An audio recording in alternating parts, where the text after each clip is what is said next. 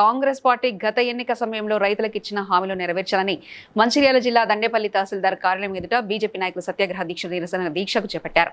ఈ కార్యక్రమంలో బీజేపీ జిల్లా అధ్యక్షులు రఘునాథ్ వేరపల్లి మాట్లాడుతూ కాంగ్రెస్ ప్రభుత్వం రైతులకు 2 లక్షల రుణమాఫీ, 15,000 రైతు భరోసా, రైతు కూలీలు 12,000 రూపాయలు, వరికి 500 రూపాయలు బోనస్ వంటి అనేక హామీలు ఇచ్చి వాటిని అమలు చేయడంలో పూర్తిగా విఫలం చెందిందన్నారు. కాంగ్రెస్ నాయకులు పదవులు మరియు ఎమ్మెల్యేలను కొనుగోలు చేయడంలో ఉన్న శ్రద్ధ రైతుల పట్ల లేదని, ఇప్పటికైనా రైతులకు ఇచ్చిన హామీలను తక్షణమే అమలు చేయాలని అన్నారు.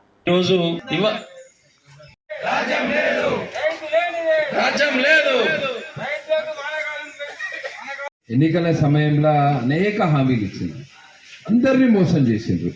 మహిళలకు 2,500 ఇస్తామని మోసం చేసిండ్రు, యువకులకు ఉద్యోగాలు ఇస్తామని మోసం చేసిండ్రు. ఇట్లా అన్ని వర్గాలను మోసం చేసిన పార్టీ కాంగ్రెస్ పార్టీ. అందరికంటే ఎక్కువ మోసం చేసింది రైతులను. డిసెంబర్ 9 నాడు 2 లక్షల రూపాయల రుణమాఫీ అమలు చేస్తామని ముఖ్యమంత్రి రేవంత్ రెడ్డి గారు చెప్పారు. ఈయాటికి 8 నెలలు అయిపోయింది. 8 నెలల్లో ఇప్పటి వరకు రుణమాఫీ అమలు కాలేదు.